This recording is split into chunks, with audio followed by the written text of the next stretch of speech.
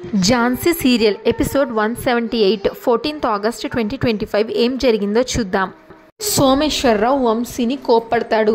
ఒరే, మాకేం పని లేదనుకున్నావా? నువ్వేం చేస్తున్నావు, ఎక్కడికి వెళ్తున్నావు, ఇవన్నీ మేము కనిపెట్టుకుంటూ ఉండాలా? మీ పిన్నిలాగా నువ్వు కూడా మా మీద పెత్తనాలు చేయకుండా మర్యాదగా లోపలికెళ్ళు అని అరుస్తాడు వంశీ మీద.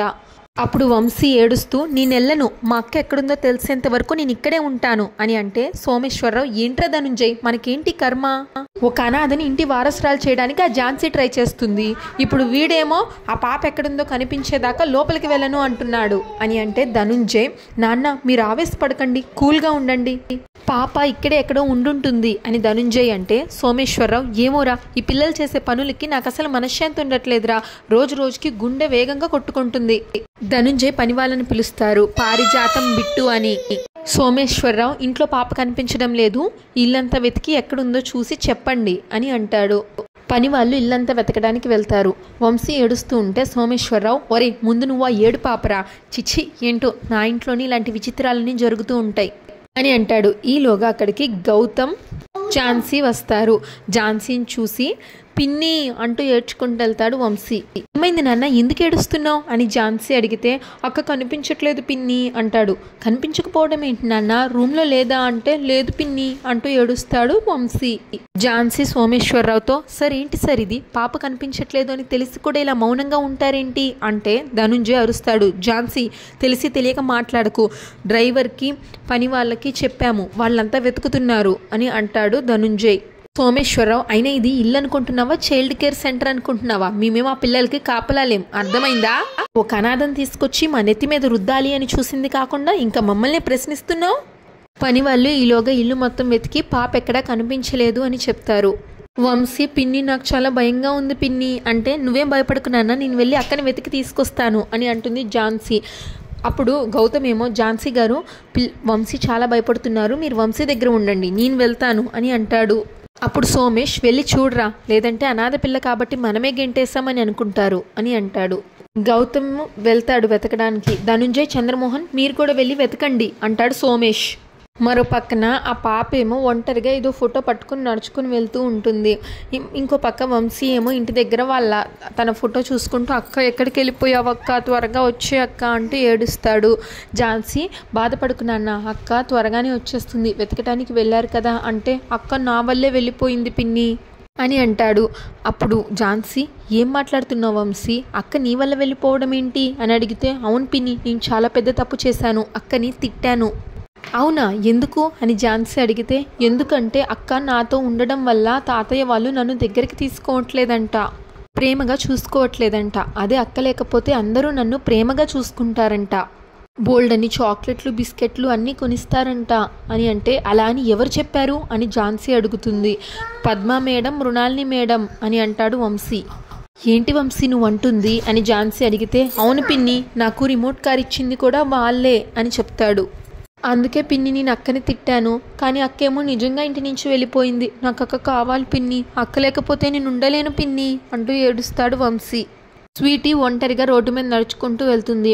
అదే రోడ్లో గౌతమ్ రాయల్ ఎన్ఫీల్డ్ మీద వెతుకుతూ ఉంటాడు. గౌతమ్ని చూసిన స్వీటీ పరిగెత్తుకుంటూ వెళ్ళి చెట్టు వెనకాల దాక్కుంటుంది. గౌతమ్ కరెక్ట్గా అదే చెట్టు దగ్గర బైక్ ఆపి దిగుతాడు.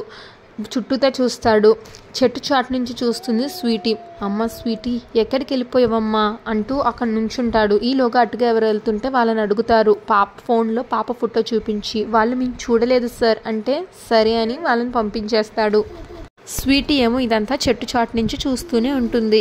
స్వీటీ తన మనసులో, సారీ బాబాయ్, నువ్వు చాలా మంచోడివి, నన్ను ఎంతో ప్రేమగా చూసుకున్నావు, కానీ నేను మీతో ఉండకూడదు, మీరు వంశీని ప్రేమగా దగ్గరికి తీసుకోవాలంటే నేను మీతో ఉండకూడదు, నేను మీకు దూరంగా వెళ్ళిపోతున్నాను అని తన మనసులో అనుకుంటుంది. ఈలోగా ఝాన్సీ ఫోన్ చేస్తుంది. లేదు ఝాన్సీ గారు, ఇంకా స్వీటీ దొరకలేదు, మీరేం కంగారు పడకండి, ఎక్కడున్నా నేను ఖచ్చితంగా తన్ని వెతికి తీసుకొస్తాను అని బైక్ స్టార్ట్ చేసి అక్కడి నుంచి వెళ్ళిపోతాడు గౌతమ్. వెళ్ళిపోగానే చెట్టు చాటు నుంచి బయటకు వచ్చి స్వీటీ, సారీ బాబాయ్ సారీ అంటూ ఏడుస్తూ అక్కడి నుంచి వెళ్ళిపోతుంది. ఇంకో పక్క మృణాలిని పద్మాతో ఇలా అంటుంది, వావ్ ఎక్సలెంట్, నువ్వు మనం వేసిన ప్లాన్ వర్కౌట్ అవుతుందని తెలుసు, కానీ ఇంత ఫాస్ట్గా వర్కౌట్ అవుతుంది అనుకోలేదు, ఇలాంటి పనులు చేయడంలో నీ తర్వాత ఎవరైనా అని మృణాల్ని అంటే పద్మ మృణాల్ని స్వీటీ మళ్ళీ రాదంటావా అంటే మృణాల్ని ఎందుకు వస్తుంది, అస్సలు రాదు, ఇక్కడే ఉంటే వంశీని మనం దగ్గరికి తీసుకోము అని తను ఫిక్స్ అయింది, అందుకే తనకి తానే వెళ్ళిపోయింది అని మృణాల్ని అంటుంది. పద్మ మరి గౌతమ్ స్వీటీని వెతికి తీసుకొస్తాను అని వెళ్ళాడు కదా అంటే మృణాల్ని వాడెంత వెతికినా అది వాడి కంటపడదు అని అంటుంది మృణాలిని. అప్పుడు పద్మ ఈ హ్యాపీ మూమెంట్ని మనం ఎంజాయ్ చేద్దాం అని అంటుంది. ఈలోగా ఝాన్సీ అక్కడికి వచ్చి మేడం మీరు అసలు మనుషులేనా, పిల్లల మీద కొంచెం కూడా జాలి దయ లేదు, నన్ను సాధించడం కోసం పసిపిల్లాడి మనస్సులో విషం నింపుతారా, తనని పావుగా మాడుకుంటారా అంటే మృణాలిని ఏం మాట్లాడుతున్నావు ఝాన్సీ, విషం నింపడం ఏంటి అంటే అప్పుడు ఝాన్సీ ఇంకా నటించాలని చూడొద్దు మేడం, వంశీ నాకు మొత్తం చెప్పేశాడు అని అంటుంది. ఇంకా పద్మ వైపు చూస్తూ మేడం నేను చేసిన మేలు మీరు ఇంత త్వరగా మర్చిపోతారని అనుకోలేదు. ఝాన్సీ అని పద్మ అంటే ఇంకా మాట్లాడొద్దు, మీకు గుర్తుందో లేదో రావణ్ కేసులో మిమ్మల్ని దోషిగా నిలబెట్టాలి అని మృణాలిని మేడం కోర్టులో చూస్తుంటే నేనే అడ్డుపడి మీ పేరు కాపాడాను, అంత పెద్ద కేసులో మీరు దోషి అయినా కూడా కేవలం మీకు ఇచ్చిన మాట కోసం నేనెంతో రిస్క్ తీసుకున్నాను, మీ ప్రస్తావన కూడా లేకుండా మిమ్మల్ని ఆ కేసు నుంచి బయటపడేశాను, అలాంటి నాకు మీరు చాలా గొప్ప బహుమానం ఇచ్చారు, ఇలా రుణం తీర్చుకుంటారని నేను అస్సలు ఎక్స్పెక్ట్ చేయలేదు అని ఝాన్సీ అంటుంది. అప్పుడు మృణాల్ని పియ్యే జీవితం అంటే అంతే మేడం, అసలు మనం ఎక్స్పెక్ట్ చేయనివే జరుగుతూ ఉంటాయి. అప్పుడు ఝాన్సీ పద్మతో మీరు నిజంగానే మారిపోయారు అని అనుకున్నాను, కానీ మీ బుద్ధి మారదు అని నాకు ఇప్పుడు అర్థమైంది, మిమ్మల్ని నమ్మినందుకు నన్ను నేను కొట్టుకోవాలి. అప్పుడు మృణాల్ని ఏంటి ఝాన్సీ తనని మార్చాలి అని చూస్తున్నావా, పద్మకి నాకు మధ్య ఎన్నో గొడవలు జరిగాయి, ఎన్నో అనుకున్నాం, కానీ ఇట్టే కలిసిపోయాం, ఎందుకంటే మాది బంధుత్వం, మేము ఎప్పుడు ఒక్కటే అని అంటుంది మృణాల్ని. అప్పుడు తన పియ్యే మధ్యలో మీరేదో సాయం చేసినట్టు సెంటిమెంట్తో లాక్ చేయాలనుకుంటున్నారా అని ఝాన్సీని అంటాడు మృణాల్ని పియ్యే. ఝాన్సీ అలా చేసే రకం కాదు నేను, కానీ మీ మేడమే కుట్రలు చేసి గెలవాలనుకుంటారు అని అంటే మృణాల్ని కోపంగా ఝాన్సీ. దానికి ఝాన్సీ కోపం ఎందుకు మేడం, వంశీకేయో ఆటబొమ్మలు ఆశ చూపించి స్వీటీ మీద లేనిపోనివి చెప్పి వాడిలో కోపం నింపారు, వాడి మనస్సు పొల్యూట్ చేశారు అని అంటే మృణాల్ని మరి నువ్వు చేసిందేంటి, స్వీటీ అనాథ అని మా దగ్గర దాచిపెట్టి నువ్వు మమ్మల్ని మోసం చేయలేదా అని అడుగుతుంది. అప్పుడు ఝాన్సీ స్వీటీ అనాథ కాదు, ఈ ఇంటి వారసురాలు, చట్టం గురించి తెలిసిన మీరు కూడా ఇలా మాట్లాడుతుంటే నాకు ఆశ్చర్యంగా ఉంది అని అంటుంది. అప్పుడు మృణాల్ని నేను ఆల్రెడీ చెప్పాను నీకు, కోర్టు వేరు ఇల్లు వేరు, మేము అనాథలని వారసులుగా యాక్సెప్ట్ చేయలేము, ఓకే ఇది జస్ట్ శాంపుల్ మాత్రమే, ముందుంది ముసళ్ళ పండగ చూస్తూ ఉండు, అప్పుడే ఆవేశపడిపోతే ఎలా, ఈ మృణాలిని టార్గెట్ చేస్తే ఎలా ఉంటుందో నీకు చూపిస్తా అని అంటే అప్పుడు ఝాన్సీ మీ కక్ష సాధింపులు ఏమన్నా ఉంటే అది నా మీద ప్రయోగించండి, నాతో 1-to-1 ఫైట్ చేయండి, అంతేగాని పిల్లల మనస్సులో విషం నింపి నన్ను గెలవాలి అనుకోవద్దు.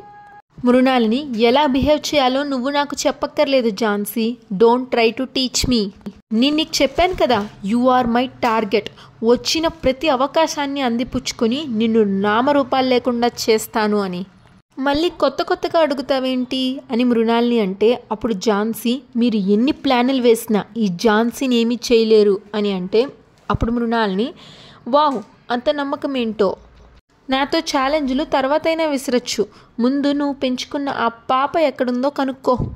ఈలోగా మృణాల్ని పియ్యే అసలే రోజులు బాగోలేదు మేడం, పోయి చిక్కరాని చోట చిక్కితే మీకు దక్కదు మీ పాప అని అంటాడు.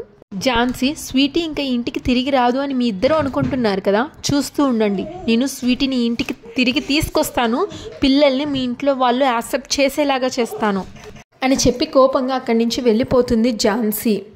స్వీటీ వెళ్ళి ఒక పెద్ద చెట్టు కింద కూర్చుంటుంది. మరో పక్కన గౌతమ్ బైక్ మీద మొత్తం వెతుకుతూ ఉంటాడు, అక్కడక్కడ ఆగి స్వీటీ అని అరుస్తూ ఉంటాడు. ఝాన్సీ కూడా రోడ్డు మీద నడుస్తూ స్వీటీ ఫోటో పట్టుకొని వెతుకుతూ ఉంటుంది, అరుచుకుంటూ స్వీటీ అంటూ. స్వీటీ నేనంటే నీకు చాలా ఇష్టమని నాకు తెలుసు పిన్ని, కానీ ఇవి వచ్చేయాల్సి వచ్చింది అనుకుంటుంది. మరో పక్కన ఝాన్సీ నువ్వంటే నాకు ఇష్టమని నీకు తెలుసు కదమ్మా, ఎక్కడున్నావో కూడా తెలియడం లేదు, ఎందుకు వెళ్ళిపోయావమ్మా అని తన మనసులో అనుకుంటుంది. స్వీటీ ఏమో నేను ఎక్కడున్నానో నీకు చెప్పలేను పిన్ని. ఝాన్సీ కూడా కనిపించిన ప్రతి ఒక్కళ్ళని అడుగుతూ ఉంటుంది. గౌతమ్ కూడా వెతుకుతూ ఉంటాడు బైక్ మీద అరుచుకుంటా.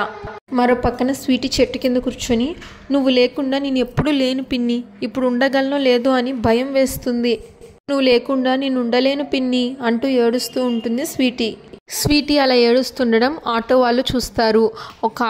ఇద్దరు ఫ్రెండ్స్ ఒక ఆటోలో వచ్చి ప్లాన్ చేసుకుంటారు. పాప ఒక్కతే ఉంది, చాలా పెద్ద కుటుంబం నుంచి వచ్చినట్లుంది, ఇప్పుడు ఆ పాపను మనం తీసుకెళ్ళి వాళ్ళ కుటుంబాన్ని డబ్బులు డిమాండ్ చేయొచ్చు పద అని పాప దగ్గరికి వెళ్తారు.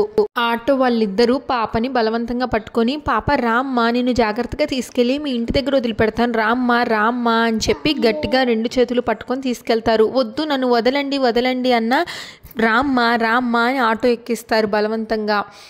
ఝాన్సీ ఏమో వెతుకుతూ తన ఫోటో పాప చేతుల నుంచి ఆ చెట్టు కింద పడిపోయిద్ది. ఆ ఫోటో తీసుకొని చూస్తుంది.